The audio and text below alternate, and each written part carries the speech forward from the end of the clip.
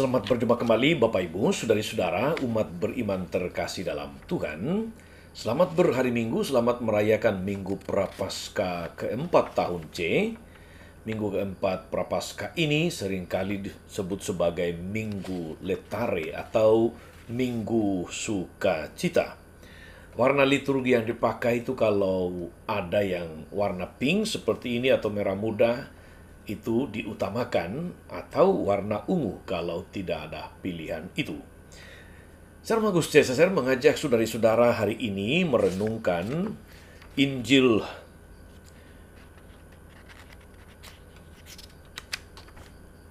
Lukas bab 15 ayat 1 sampai 3, dilanjutkan ayat 11 sampai 32. Kita mendengarkan firman Tuhan. Dalam nama Bapa dan Putra dan Roh Kudus. Amin. Para pemungut cukai dan orang-orang berdosa biasa datang kepada Yesus untuk mendengarkan Dia. Maka bersungut-sungutlah orang-orang Farisi dan ahli-ahli Taurat, katanya. Ia menerima orang-orang berdosa dan makan bersama-sama dengan mereka. Maka Yesus menyampaikan perumpamaan ini kepada mereka. Ada seseorang mempunyai 2 anak laki-laki. Kata yang bungsu kepada ayahnya, "Bapa, berikanlah kepadaku bagian harta milik kita yang menjadi hakku." Lalu ayahnya membagi-bagi harta kekayaan itu di antara mereka. Beberapa hari kemudian anak bungsu itu menjual seluruh bagiannya lalu pergi ke negeri yang jauh. Di sana ia memboroskan harta miliknya itu dengan hidup berfoya-foya. Setelah dihabiskannya harta miliknya, timbullah bencana kelaparan di negeri itu dan ia pun mulai melarat. Lalu ia pergi dan bekerja pada seorang majikan di negeri itu. Orang itu menyuruhnya ke ladang untuk menjaga babi. Lalu ia ingin mengisi perutnya dengan ampas yang menjadi makanan babi itu, tapi tidak seorang pun memberikannya kepadanya. Lalu ia menyadari keadaannya, katanya, "Betapa banyak orang upahan Bapakku yang berlimpah-limpah makanannya, tetapi aku di sini mati kelaparan. Aku akan bangkit dan pergi kepada Bapakku dan berkata kepadanya, Bapa, aku telah berdosa terhadap surga dan terhadap Bapa. Aku tidak layak lagi disebut anak Bapa. Jadikan aku sebagai salah seorang upahan Bapa." Maka bangkitlah ia dan pergi kepada bapaknya. Ketika ia masih jauh, ayahnya telah melihat dia. Lalu tergeraklah hatinya oleh belas kasihan. Ayah itu berlari mendapatkan dia, lalu merangkul dan mencium dia. Kata anak itu kepadanya, "Bapa, aku telah berdosa terhadap surga dan terhadap Bapa. Aku tidak layak lagi disebut anak Bapa." Tetapi ayah itu berkata kepada hamba-hambanya, "Lekaslah bawa kemari jubah yang terbaik. Kenakan kepadanya, pasanglah cincin pada jarinya dan sepatu pada kakinya. Dan ambillah anak lembu tambun itu, sembelilah dia, dan mari kita makan dan bersuka cita. Sebab anakku ini telah mati dan menjadi hidup kembali. Ia telah hilang dan didapat kembali." Maka mulailah mereka bersukaria, tapi anaknya yang sulung sedang berada di ladang. Ketika pulang dan dekat ke rumah, ia mendengar bunyi seruling dan nyanyian tari-tarian. Lalu ia memanggil salah seorang hamba dan bertanya kepadanya, "Apa arti semuanya ini?" Jawab hamba itu, "Adikmu telah kembali dan ayahmu telah menyembelih anak lembu tambun, karena ia mendapatkan kembali anak itu dengan selamat." Maka marahlah anak sulung itu dan ia tidak mau masuk. Lalu ayahnya keluar dan berbicara dengan dia. Tapi ia menjawab ayahnya, katanya, "Telah bertahun-tahun aku melayani Bapa, dan belum pernah aku melanggar perintah Bapa. Tetapi kepadaku belum pernah Bapa memberikan seekor anak kambing pun untuk bersuka cita dengan sahabat-sahabatku. Tapi baru saja datang anak Bapa yang telah memboroskan harta kekayaan Bapa bersama para pelacur. Maka bapa menyembeli anak lembu tambun itu untuk dia. Kata ayahnya kepadanya, "Anakku, engkau selalu bersama-sama dengan aku. Segala kepunyaanku adalah kepunyaanmu. Kita patut bersuka cita dan bergembira, karena adikmu telah mati dan menjadi hidup kembali. Ia telah hilang dan didapat kembali." Demikianlah sabda Tuhan. Bapak Ibu, saudari-saudara umat beriman terkasih, pendengar setia Renungan Mutiara Pagi dimanapun Anda berada. Anthony de Mello adalah seorang mistikus. Dia bercerita pada suatu ketika. Dia mengatakan suatu saat Tuhan mengadakan inspeksi mendadak, sidak di sorga. Tuhan mau tahu keadaan aktual surga itu seperti apa. Karena rasanya penduduk surga sudah terlalu banyak. Pasti ini terjadi salah urus. Begitu kata atau pikir Tuhan. Maka Tuhan Allah memerintahkan supaya seluruh penduduk surga berkumpul. Lalu Tuhan memerintahkan malaikat Gabriel untuk membacakan 10 perintah Allah. Sesudah hukum pertama dibaca, Tuhan bertanya, siapa yang melakukan hukum pertama? Hampir semua penduduk surga itu angkat tangan. Tuhan berkata, yang tidak taat pada hukumku, turun ke neraka. Lalu Tuhan menyuruh baca hukum kedua, dan ternyata masih banyak yang angkat tangan. Mereka disuruh turun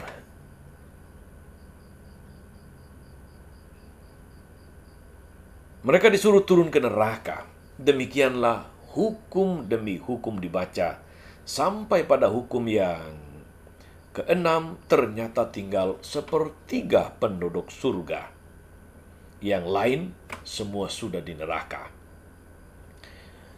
Ketika malaikat Gabriel membacakan hukum terakhir, hukum ke-10, tinggal 1 orang, yaitu seorang biarawan yang gemuk dan botak.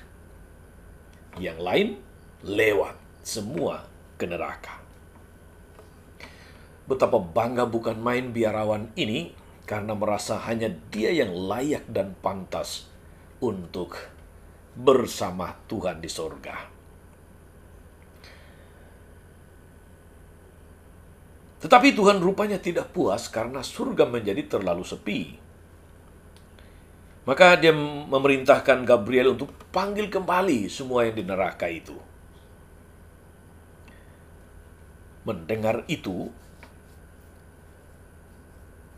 biarawan tua tadi memberontak. Dia protes, dia komplain. Seperti barangkali para demonstran Indonesia kalau demonstrasi. Ini tidak adil, Tuhan.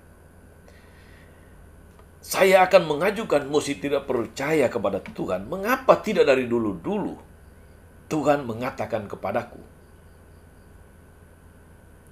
Saudara-saudara, ini cerita dari seorang mistikus, Anthony de Mello. Tentu cerita yang bermakna. Saudara-saudara, dari cerita ini kita bisa melihat bahwa ada yang tidak beres dengan biarawan gemuk dan botak tadi. Sepintas terkesan dia orang saleh, hanya dia yang layak dan pantas. Dia taat beragama, jadi layak untuk diselamatkan.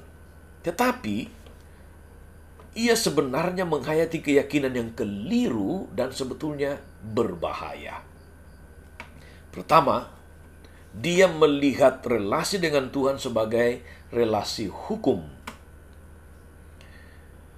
Dengan mentaati 10 perintah Allah, dia merasa telah sempurna. Itu sudah lebih dari cukup. Ia puas dengan hal itu, padahal menjalankan 10 perintah Allah itu baru hal-hal lahiriah. Yang lahiriah harus disempurnakan dengan yang batinia, yang menyangkut hati. Relasi kita dengan Tuhan, saudari-saudara, bukan relasi hukum, tetapi relasi hati batin. Karena itu, pada awal masa Prapaskah kita mendengar seruan, koyakkanlah hatimu dan bukan pakaianmu. Tuhan tidak sekedar meminta ketaatan hukum, tetapi Dia meminta hati. Dia meminta diri kita sendiri. Yang kedua, biarawan ini terlalu mengandalkan segala perbuatan baik dan salehnya, jasanya, andilnya. Ia memberikan ketaatan hukum dan harus harus dibalas dengan keselamatan. Karena itu dia protes ketika orang lain yang tadi sudah di neraka dipanggil lagi ke sorga oleh Tuhan. Dia terlalu angkuh, terlalu sombong akan segala macam ulah rohani atau kesalehan rohaninya, sehingga merasa layak dan pantas sendiri. Padahal kita tahu, saudara-saudara, yang namanya keselamatan itu semata-mata anugerah Allah. Semata-mata anugerah Allah. Kita tidak pantas menghitung-hitung dan mengandalkan perbuatan dan jasa kita di hadapan Tuhan.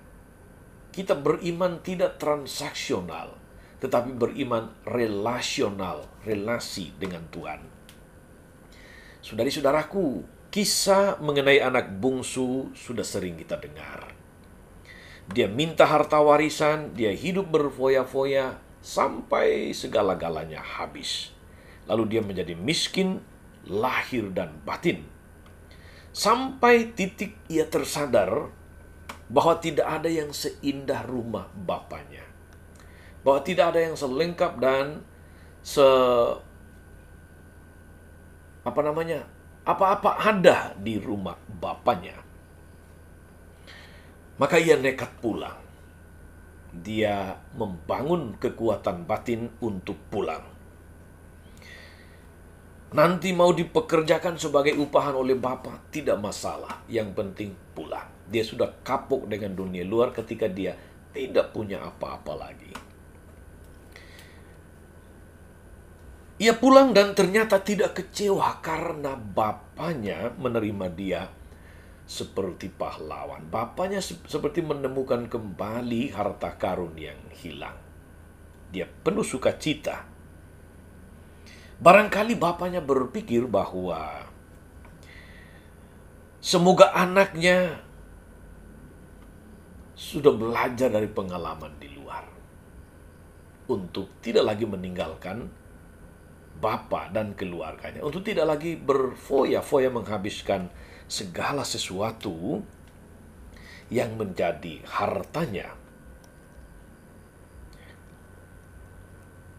Saudari-saudara umat beriman terkasih, tentang anak sulung yang terkesan baik, tidak menuntut apa-apa dari bapaknya, dia rajin bekerja. Jika adiknya pulang, dia sedang di ladang. Dia tidak berontak, dia tidak berfoya-foya dengan kekayaan bapaknya. Ia selalu di rumah dengan sang bapa. Tapi ketika si bungsu pulang dan disambut dengan gembira, dengan penuh sukacita, sifat aslinya muncul. Karakter aslinya keluar. Ia marah dan protes.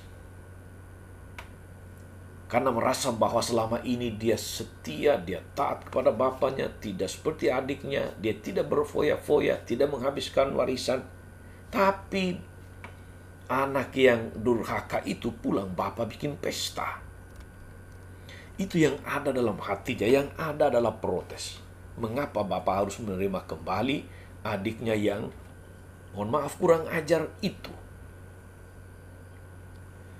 Meskipun dia dekat dengan bapaknya, ternyata saudari-saudara, dia tidak mengenal bapaknya yang berhati emas.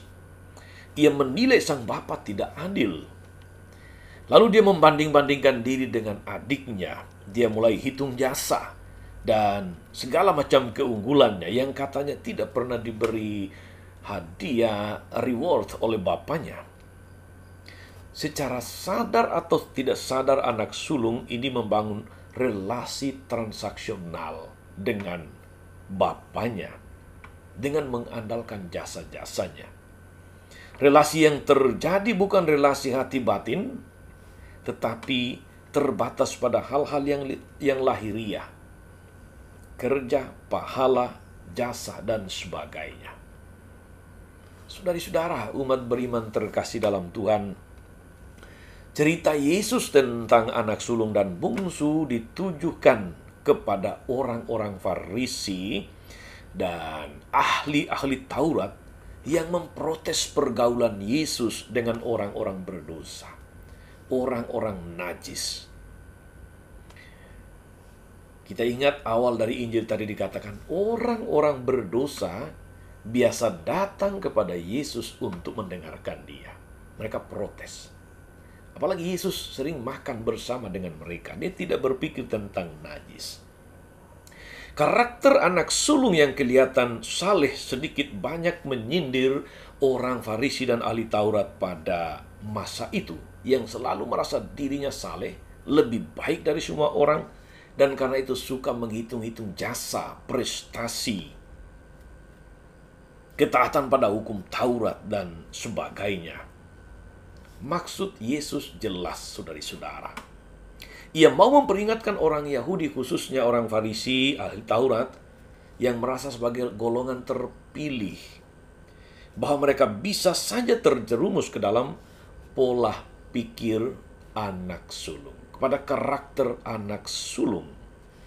Pola hidup lahiriah yang kelihatan baik, bangga akan segala macam jasa, namun nama dan status, namun secara batin sebetulnya kosong. Mereka tidak akan mencapai hidup yang mendalam dan bermakna karena berhenti pada yang bersifat lahiriah, luaran, casing, yang bersifat etiket. Saudari-saudara, umat beriman terkasih, anak sulung yang keras kepala dan memberontak rupanya, kemudian belajar dari pengalaman. Mohon maaf, maksud saya anak bungsu yang keras kepala dan memberontak. Dia belajar dari pengalaman, belajar dari kesalahan, menyesali segala sikapnya, mengaku salah kepada bapaknya. Ini sikap yang luar biasa, sikap orang beriman, orang yang menyadari siapa dirinya sebagai orang yang serba berkekurangan, orang berdosa. Karena itu, saudari-saudara, dia mengalami kemajuan.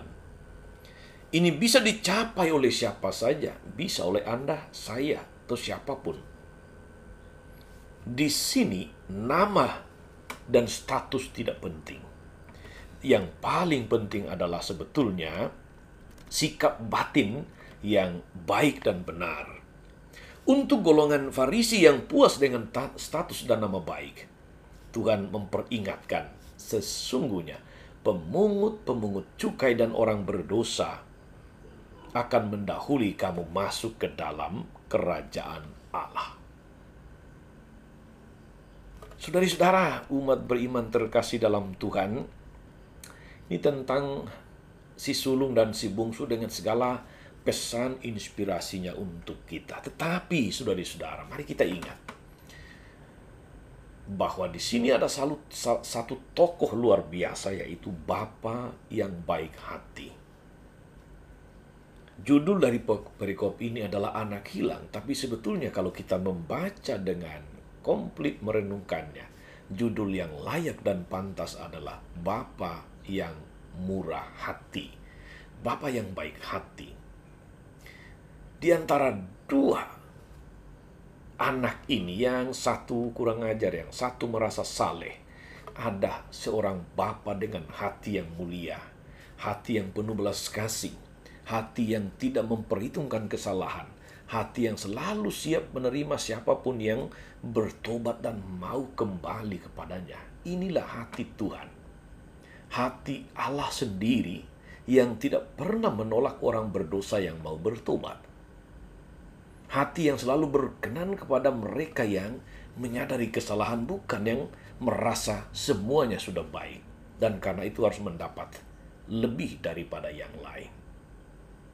Saudara-saudara, umat beriman terkasih dalam Tuhan, peringatan Yesus tetap aktual. Kita semua sudah punya nama dan status sebagai orang Kristiani. Mungkin juga orang Kristiani yang taat beragama, berdoa, saleh hidup, sering berbagi. Ketaatan beragama, nama dan status bisa membawa kebanggaan-kebanggaan tertentu.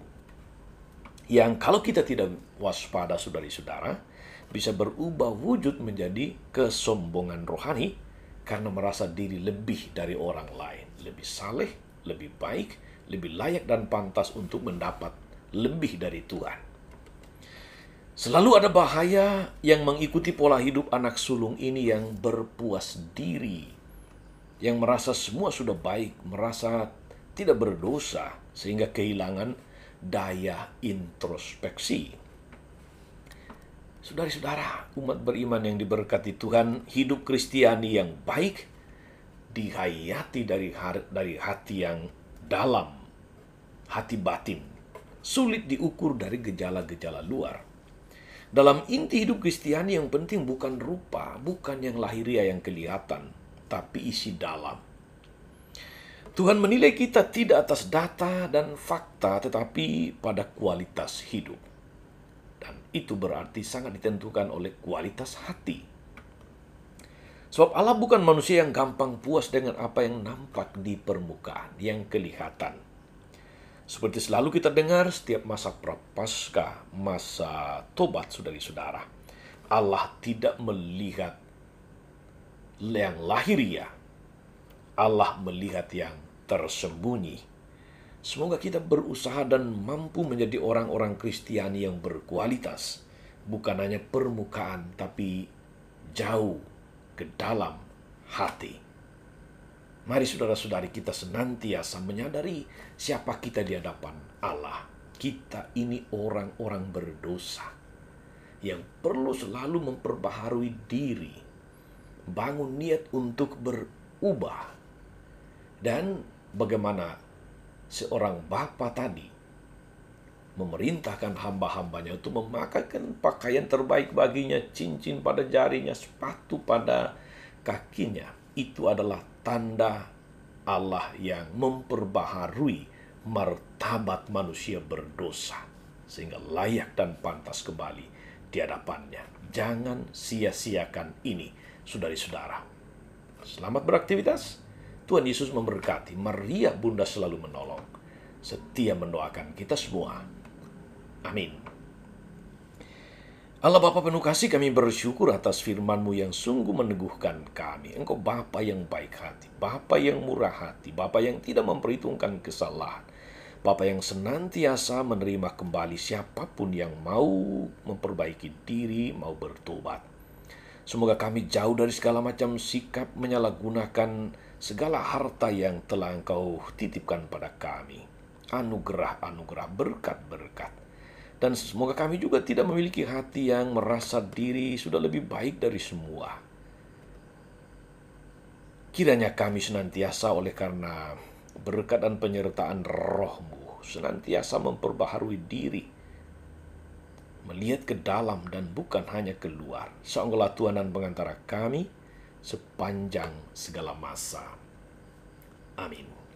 Saudari-saudara sekalian, berkat Allah turun atas saudari-saudara, atas mereka yang kita doakan atau kita janjikan doa, mereka yang sakit dan menderita, segala rencana, karya dan pelayanan sepanjang hari ini, Bapa dan Putra dan Roh Kudus.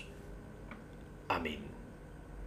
Tetap sehat, tetap semangat. Jangan lupa like, subscribe, nyalakan lonceng notifikasinya. Salam 52, Tuhan memberkati.